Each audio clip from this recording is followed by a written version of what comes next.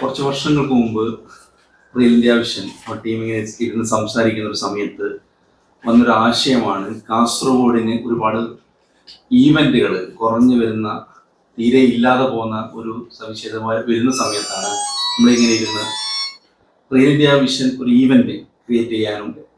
അപ്പം അതിൻ്റെ മുഖ്യധാരയിലേക്ക് നമ്മുടെ ജലീൽ കോയ ഞാൻ ചെയർമാനായി വരികയും എല്ലാ ഈവൻറ്റിൻ്റെ ഭാഗവും നമ്മൾ വെക്കുന്ന എല്ലാ ഈവൻറ്റിൻ്റെ ഭാഗത്തേക്കും ജലീൽ കോയ ചെയർമാനായി വരികയും അങ്ങനെ ഞങ്ങൾ ആദ്യം ബാക്കൽ ബീച്ചിൽ ഒരു ഓണ്ടർപ്രണേഴ്സ് മീറ്റ് വെക്കുകയും അത് വളരെ വിജയകരമാകുകയും ചെയ്തിട്ടുണ്ട്. അതിന് ഞങ്ങൾക്ക് ഏറെ സപ്പോർട്ട് ചെയ്തത് സിറ്റി ഗോൾഡ് ചെയർമാൻ കരീംഷാണ്.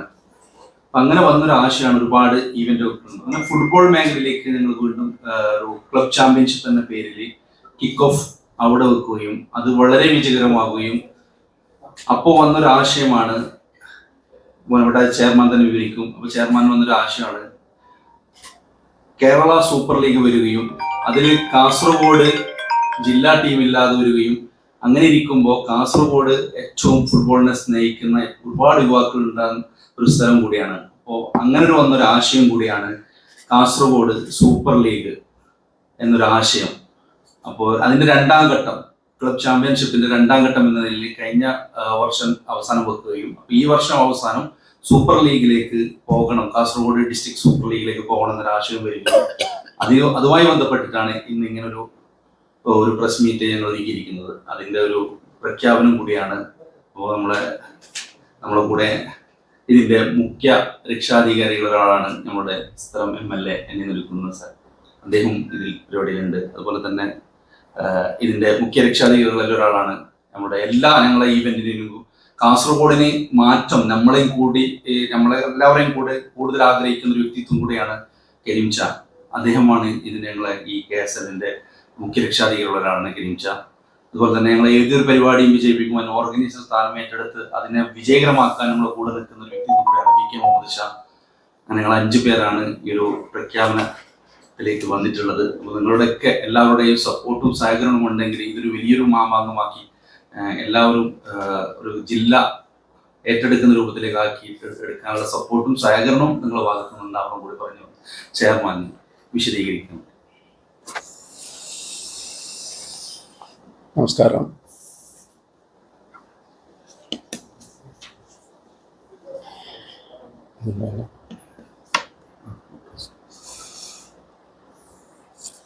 ഫുട്ബോൾ രംഗത്ത് ഒരുപാട് ഫുട്ബോൾ ടൂർണമെന്റ് അതുപോലെ തന്നെ കളികളെല്ലാം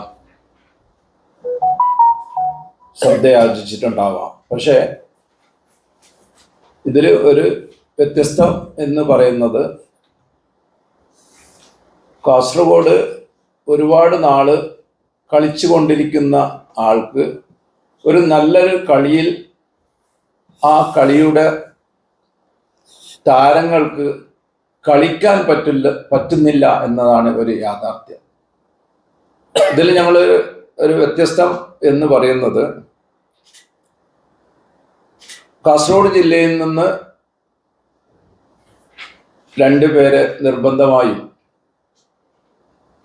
മറ്റുള്ള സ്റ്റേറ്റിൽ നിന്ന് 2 പേരെ നിർബന്ധമായും കാസർഗോഡ് അല്ലാത്തവർ 5 വർഷം സ്ഥിരമായി താമസിച്ചവർക്ക് അവർക്കും കൂടി പങ്കാളികളാകാൻ സാധ്യതയുള്ള ഒരു നീക്കത്തിലേക്കാണ് ഈ ടൂർണമെന്റ്, ഈ കാസർഗോഡ് സൂപ്പർ ലീഗ് എന്നുള്ള ഒരു സവിശേഷത ഉണ്ടാക്കി എടുത്തിട്ടുള്ളത്. ഇത് ആരും തന്നെ ഉണ്ടാക്കിയതല്ല. നമ്മളെ ഒന്ന് ചിന്തിച്ചുകൊണ്ട് കളിക്കാർക്ക് കളിക്കണം, കാസർഗോട്ടുകാർക്ക് കളിക്കണം എന്നുള്ള ഒറ്റൊരാഗ്രഹം മാത്രമാണ് ഇതിന് ഞങ്ങൾ ഉദ്ദേശിക്കുന്നത്. രണ്ടാമത്, റിയൽ ഇന്ത്യ വിഷൻ ഇവന്റ് പല പരിപാടിയും നടത്തിയത് വളരെ ഗംഭീരമായിരിക്കുന്നു എന്ന് ഞങ്ങൾ സംഘാടകർ എന്ന നിലയിൽ പറയുന്നതിനേക്കാൾ കൂടുതൽ ജനങ്ങൾ പറഞ്ഞു കഴിഞ്ഞു, ഇല്ലെങ്കിൽ നിങ്ങളെപ്പോലത്തെ പത്രമാധ്യമങ്ങൾ വന്നു കഴിഞ്ഞു എന്നുള്ളതും കൂടി ഒരു സത്യമാണ്. ഇതിൽ ബഹുമാനപ്പെട്ട എന്നെ നെല്ലിക്കുന്ന് സാഹിബിനോട് ഞങ്ങൾ ആദ്യം തന്നെ ഈ കാര്യങ്ങളെ പറ്റിയും അതുപോലെ തന്നെ city gold chairman Abdul Karim സാഹിബിനോടും ഞങ്ങൾ ഈ കാര്യത്തെ പറ്റി ചർച്ച ചെയ്തിരുന്നു. ആ ചർച്ചയിൽ ഏറ്റവും ഉചിതം എന്നുള്ളുന്ന ഈ 2 വാക്കുകളാണ്. കളിക്കാൻ പറ്റുന്നവർക്ക് കളിക്കാനുള്ള അവസരം ഇല്ലാതായി പോകുന്നു എന്ന് പറയുന്ന ഒരു കാര്യങ്ങൾ, നിങ്ങളതൊരു അർത്ഥമർത്ഥമായ വാക്കുകളാണ്.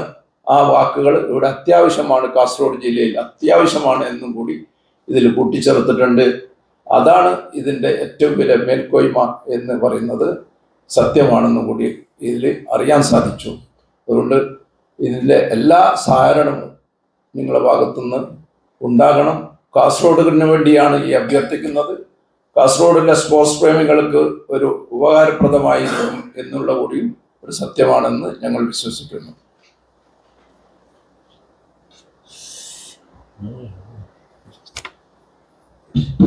ഇവിടെ കാര്യങ്ങൾ വിശദീകരിച്ചു. നമ്മുടെ കാസർഗോഡിനെ സംബന്ധിച്ച് പറയുമ്പോൾ ഒരുപാട് കായിക പ്രതിഭകൾ നമ്മുടെ കാസർഗോഡ് ഉണ്ട് എന്ന് നമുക്ക് എല്ലാവർക്കും അറിയാം. നമ്മൾ വിചാരിക്കാത്ത, നമ്മൾ കണക്ക് കൂട്ടാത്ത, നമ്മൾ പ്രതീക്ഷിക്കാത്ത ഉയരങ്ങളിലാണ് അവരൊക്കെ ഇപ്പോൾ എത്തിക്കൊണ്ടിരിക്കുന്നത്. അത് ഫുട്ബോൾ ആയാലും ക്രിക്കറ്റ് ആയാലും. ക്രിക്കറ്റിനെ കുറിച്ച് പറയുമ്പോൾ ഈ രഞ്ജി ട്രോഫിയിൽ 2-3 ദിവസം മുമ്പ് നമ്മുടെ നാട്ടുകാരനായ ഒരു പ്രതിഭ അത്ഭുതമാണ് സൃഷ്ടിച്ചത്. അപ്പോൾ എല്ലാ കളിയിലുണ്ട് അത്, ഫുട്ബോളിലും. അപ്പോൾ ഇവിടെ സൂചിപ്പിച്ചതുപോലെ പലപ്പോഴും അവരുടെ കഴിവുകൾ ഇങ്ങനെ വികസിപ്പിക്കാൻ അവർക്ക് അവസരങ്ങൾ കിട്ടുന്നില്ല എന്നതാണ്. അപ്പോൾ ഫുട്ബോളിൽ ഒരുപാട് പ്രതിഭകൾ കാസർഗോഡുണ്ട്. അപ്പോൾ അവർക്കൊക്കെ കളിച്ച് ഉയരങ്ങളിലെത്താനുള്ള ഒരു അവസരം ഒരുക്കുക എന്നതാണ് ഈ സൂപ്പർ ലീഗ് കൊണ്ട് ഉദ്ദേശിക്കുന്നതെന്ന് ഇവിടെ വിശദീകരിച്ചു കഴിഞ്ഞു. അപ്പോൾ ഇത് നമുക്ക് അനുയോജ്യമായ, നമ്മുടെ നാടിന് ഗുണം ചെയ്യുന്ന, നമ്മുടെ ചെറുപ്പക്കാർക്ക് ഗുണം ചെയ്യുന്ന ഏറ്റവും നല്ല പദ്ധതിയായതുകൊണ്ട് ഒരു ജനപ്രതിനിധി എന്ന നിലയിൽ ഒരു കലവറയില്ലാത്ത പിന്തുണ നൽകേണ്ടത് എന്നെ പോലെയുള്ള ആളുകളുടെ ഉത്തരവാദിത്തമാണെന്ന് മനസ്സിലാക്കുന്നു. അതുകൊണ്ടാണ് ഈ പത്രസമ്മേളനത്തിൽ ഒരു മടിയുമില്ലാതെ ഞാൻ ഇപ്പോൾ പങ്കെടുക്കുന്നത്. ഓ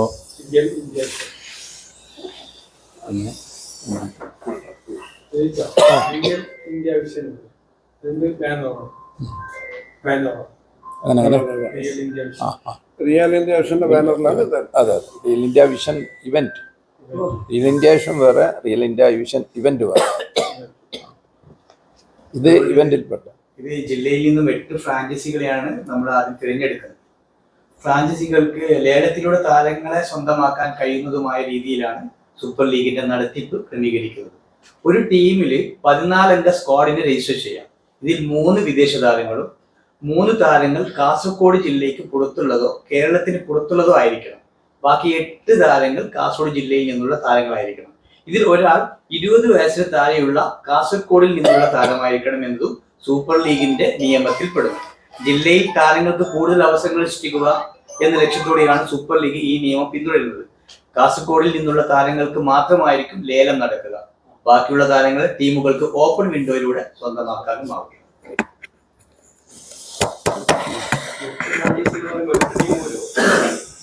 ശരി, 8 ഫ്രാഞ്ചൈസികൾ എന്ന് പറയുമ്പോൾ അത് ഓരോ ഏരിയ നിശ്ചയിച്ചിട്ട് ഒരു നാടിന്റെ റിസർവായിട്ട് അങ്ങനെ 8 ഭാഗത്തേക്ക് തിൽക്കർപ്പൂർ മുതൽ അങ്ങ് ഉപ്പള വരെ ഈ ജില്ലന്റെ അകത്ത് ജില്ലയിൽ 8 ഫ്രാഞ്ചൈസി കൊടുത്തിട്ട് കളിയാണ് ഫ്രാഞ്ചൈസി കൊടുക്കുന്നത്. ഫ്രാഞ്ചൈസി ഇപ്പൊ തീരുമാനിച്ചിട്ടായിരിക്കും.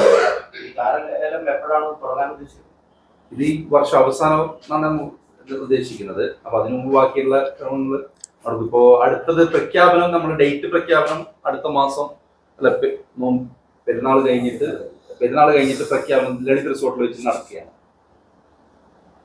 അപ്പൊ നിങ്ങളെല്ലാം അത് ഡേറ്റ് ഫിക്സ് ചെയ്തതിന് ശേഷം അത് ഉണ്ടാവും. ഡേറ്റ് ഫിക്സ് ചെയ്തതിന് ശേഷം സ്ഥലം പ്രഖ്യാപിക്കുന്നത് ഏകദേശം താജ് ഇല്ലെങ്കിൽ പിന്നെ ലളിതായി കേരള സൂപ്പർ ലീഗ് ഈ വർഷം അവസാനം പോലെയാണ്.